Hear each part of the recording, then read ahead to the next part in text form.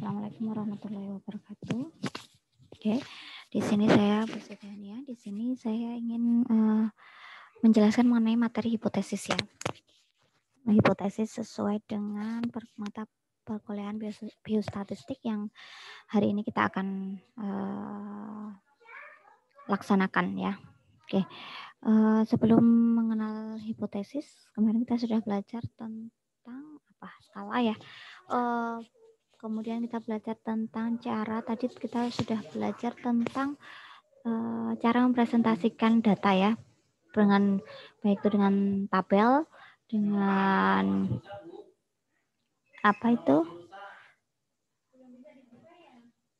chart dan lain sebagainya. Oke.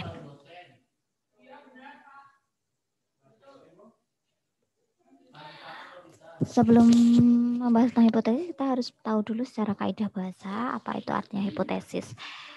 Hypo itu artinya kan di bawah, jadi kan hipokampus, bukan di bawah kampus ya, itu bagian otak. Hipotalamus di bawah talamus, hipofisis di bawah fisis dan lain sebagainya. Dan tesa itu artinya kebenaran. Jadi bagi yang namanya tesa ya, nah itu berarti karena kebenaran ya. Kemudian dugaan yang akan diuji kebenarannya. Jadi sebenarnya pengertian hipotesis itu kita kan mempunyai praduga ya.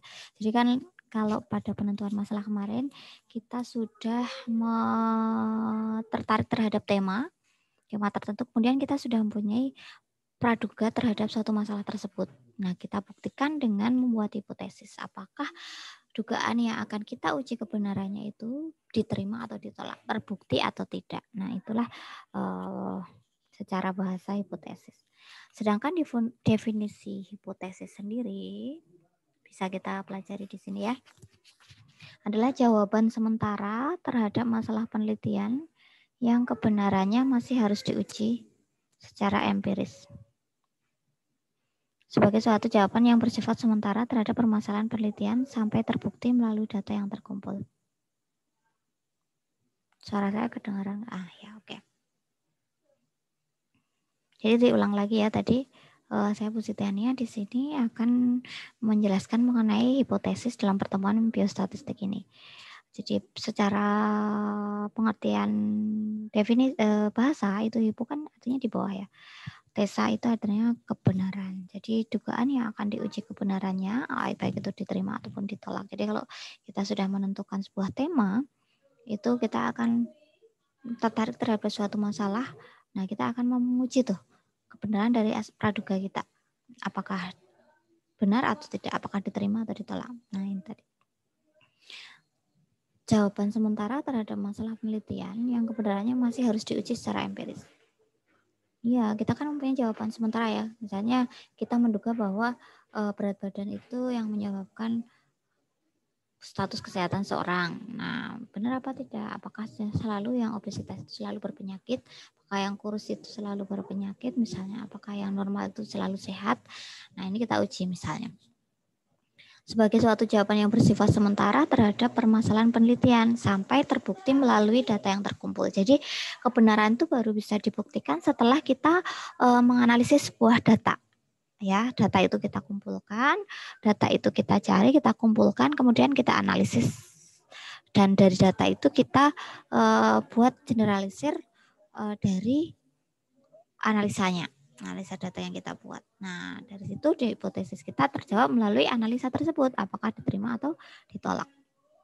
Nah, itu tentang hipotesa. Nah, penelitian sendiri apa?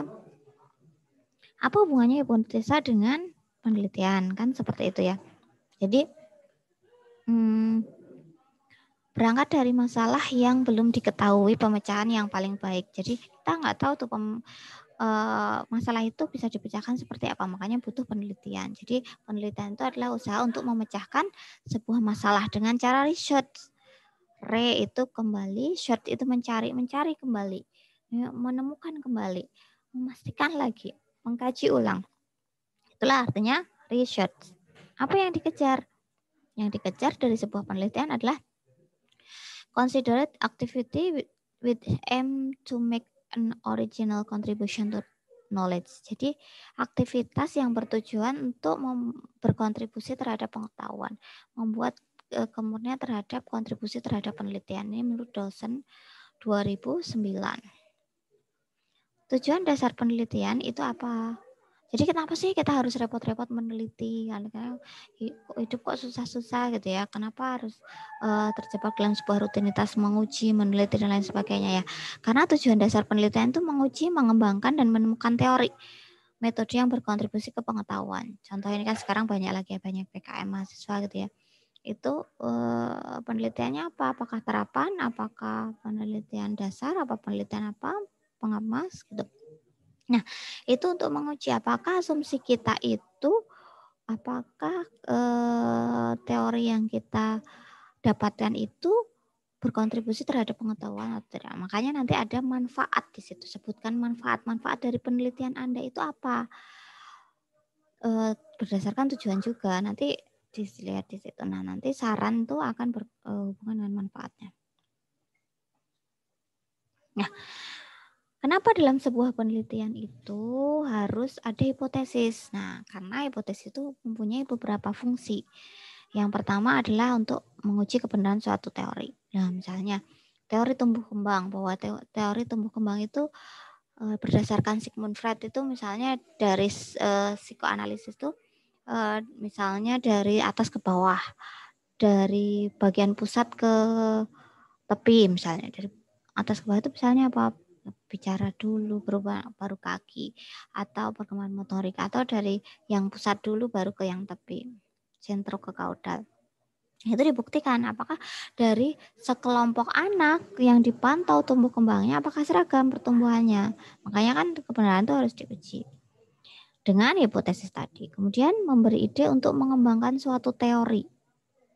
Nah, teori tersebut dikembangkan, Anda nanti bisa menemukan teori baru. Atau misalnya menguji kebenaran teori-teori caring. Caring itu bagus untuk di rumah sakit bagi perawat terhadap pasiennya misalnya. Karena inti perawatan adalah caring misalnya. Kemudian setelah kita menerapkan caring, kembangkan lagi apa? Oh, ternyata tidak cukup dengan caring. Dari hasil penelitian itu butuh yang namanya sentuhan fisik misalnya. Komunikasi terbuka. Lah itu apa? Adanya di mana? Memperluas pengetahuan kita mengenai gejala-gejala yang kita pelajari. Gejala-gejala alamnya. Apa yang kita pelajari? Jadi, oh ada muncul gejala baru yang berhubungan. Nah, ini berkontribusi terhadap pengetahuan. Temukan misalnya COVID ya. Ternyata sekarang itu dari hasil penelitian sampel, ternyata COVID itu sudah berkembang. DNA-nya sudah berkembang, bermultiplikasi gitu ya, multiple gitu ya, replikasi DNA-nya. Jadi ada ditemukan gejala baru COVID. Yang dulu kan COVID hanya batuk, pilek, anosmia. Sekarang sudah ada diare misalnya, kemudian ada lagi panas, kemudian ada lagi ditemukan hal gejala-gejala baru. Itu ditemukan dari hasil penelitian terhadap berapa sampel. Tidak cukup ratusan, mungkin ribuan bahkan jutaan dari seluruh dunia. Nah, prediksi atau dugaan tentang hasil dari hubungan antar atribut atau karakter. Nah, ini juga memprediksi dugaan tentang hasil hubungan dari karakter berdasarkan pada hasil penelitian sebelumnya dan berbagai literatur. Jadi sebenarnya pentingnya kita dalam penelitian itu mencantumkan dasar teorinya. Yang penting itu di dasar teori itu kita harus tahu jurnal-jurnal penelitian sebelumnya dan teori dari variabel kita. Misalnya meneliti tentang tadi hubungan berat badan dengan status kesehatan. Ya berarti yang meneliti jurnal sebelumnya apa yang berhubungan dengan penelitian kita itu. Satu dan lain sebagainya. Banyak dari dalam dan luar negeri. Temuannya apa? Kaitkan. Kemudian teorinya apa? Yang teori berat badan itu yang seperti apa? Teori obesitas perkembangan manusia itu yang seperti apa? Skala pengukuran berat badan itu seperti apa? Nanti dibuat kerangka teori dan kerangka konsepnya. Pernyataan sebagai jawaban sementara atas pernyataan penelitian yang harus diuji validitasnya secara empiris atau sahih atau tidak. Pernyataan jawaban sementara atas pertanyaan penelitian yang harus diuji validitasnya secara empiris. Nah, ini diuji penelitiannya. Nanti berdasarkan analisa datanya. Nah, itu penelitian. Sekarang dasar teori. Teori itu apa? Pengertian dari teori. Mendefinisikan orientasi utama dari ilmu dengan cara memberikan definisi terhadap jenis data yang akan dibuat abstraksinya. Memberikan rencana secara konseptual atau fenomenal yang relevan akan disistematiskan. Jadi kan teori itu harus disistematikan. Sebenarnya kan kalau kita belajar ilmu itu sebenarnya cara berpikir kita, cara mengkonsep, diklasifikasikan dan dihubung-hubungkan. Nah itu memberi ringkasan terhadap fakta dalam bentuk generalisir empiris, memberikan prediksi terhadap fakta, dan memperbesar celah dalam pengetahuan kita. Tentu tujuannya adalah mendeskripsikan, menjelaskan, dan memprediksi. Ciri-ciri hipotesis yang baik menurut Furcham, yang pertama, hipotesis itu harus menyatakan hubungan. Hubungan A dengan B, adanya hubungan. Hipotesis itu harus sesuai dengan fakta. Kemudian hipotesis harus berhubungan dengan ilmu serta sesuai dengan tumbuhnya ilmu pengetahuan. Hipotesis itu harus berhubungan dengan ilmu serta tumbuhnya ilmu pengetahuan. Ilmu pengetahuan itu kan terus berkembang ya. Jadi hipotesa itu membuktikan perkembangan ilmu pengetahuan tersebut.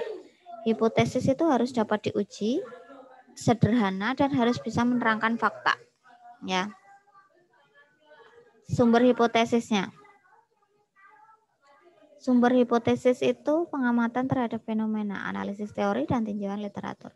Jadi dalam pengujian hipotesis itu, yang pertama kan kita mengamati fenomena. Makanya kemarin kan fenomena yang berlaku, yang ada dalam sekitar kita, yang menarik Anda untuk diteliti, itu tentang apa? Makanya buka semua panca indera kita, kemudian setelah itu menganalisis teori, sumber jurnalnya, kemudian teorinya kita kumpulkan gitu ya. Banyak-banyak membaca dari jurnal itu, dia menggunakan teori apa. Nah, dianalisa teori tersebut. Kemudian tinjauan literatur yang berhubungan dengan tema pembelajaran kita, tema penelitian kita. Itu perlu banyak dikaji referensinya. Makanya kan banyak teori itu nanti akan memudahkan kita ketika membahas. Nah, perumusan hipotesa. Jadi tidak setiap penelitian harus merumuskan hipotesis. Penelitian kualitatif itu nggak ada hipotesanya. Ya, penelitian yang bersifat eksploratif, mengeksplorasi itu juga nggak ada. Penelitian deskriptif hanya menggambarkan, tidak perlu merumuskan hipotesis. Tapi kalau sudah menghubungkan, kemudian mencari pengaruh penelitian eksperimen, nah itu penting untuk merumuskan hipotesis. Ya, jadi apa itu hipotesis? Nanti kita bahas selanjutnya. Sampai sini sudah paham ya? Nah, dasar perumusan hipotesis. Ketika merumuskan sebuah hipotesis, identifikasi variabelnya tersebut.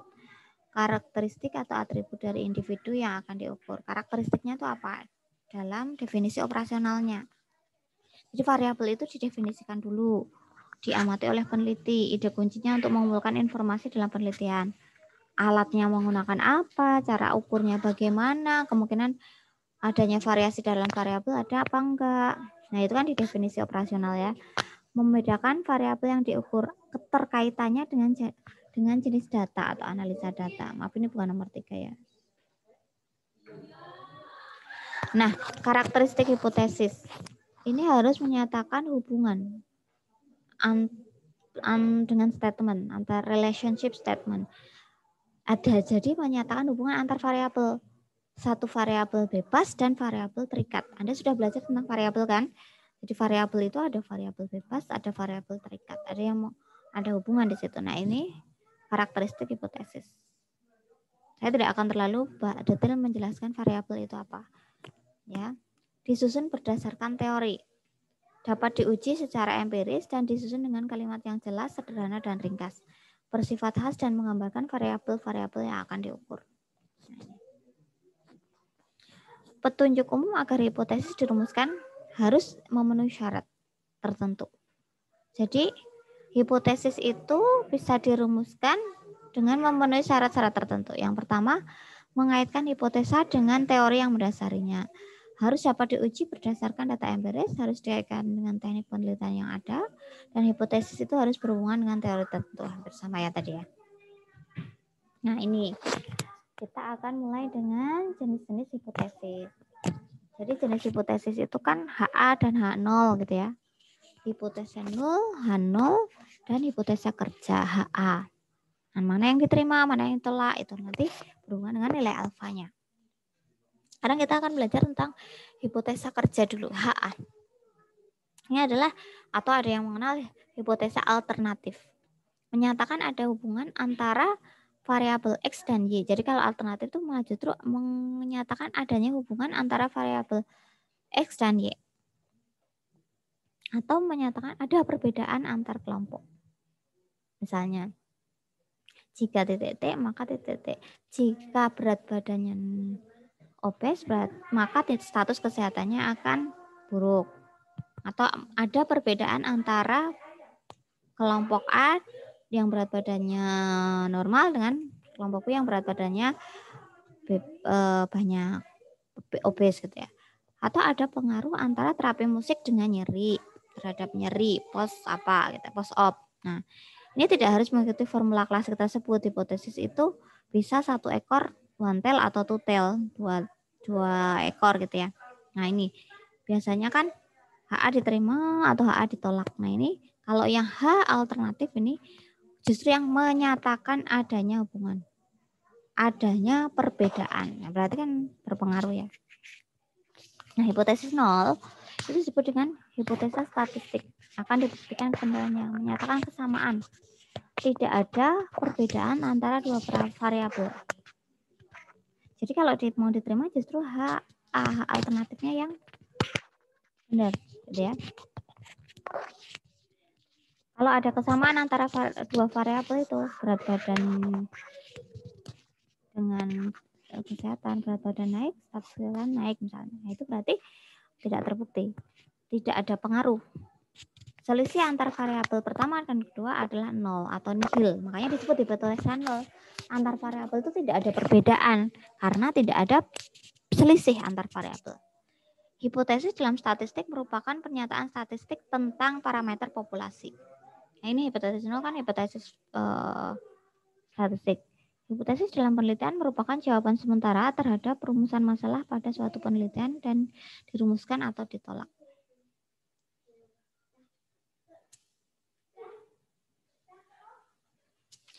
Nah, cara merumuskan hipotesis yang pertama, nyatakan dengan kalimat deklaratif. Menyatakan arah hubungan atau tidak menyatakan arah hubungan. Misalnya ada hubungan atau tidak berhubungan. Nah, kalau hipotesis 0 itu menyatakan sangkalan terhadap hubungan. Makanya tidak ada perbedaan atau tidak diterima atau ditolak. Hipotesis itu juga ada hipotesis deduktif dan hipotesis induktif. Kalau deduktif itu teori, hipotesis induktif itu kesimpulan berdasarkan fenomena. Nah, itu yang bisa saya sampaikan dalam pengertian hipotesis. Silakan Anda mempelajari hak alternatif tadi dengan H0. Banyak-banyak baca referensi bagaimana cara menguji hipotesis. Membaca hipotesis alternatif dan hipotesis statistik atau hipotesis 0 tadi. Jadi kalau hipotesis statistik ada perbedaan atau tidak antar dua variabel, kalau hipotesis alternatif itu seperti apa. Seperti itu ya, terima kasih atas perhatiannya. Semoga bermanfaat. Terima kasih. Assalamualaikum warahmatullahi wabarakatuh.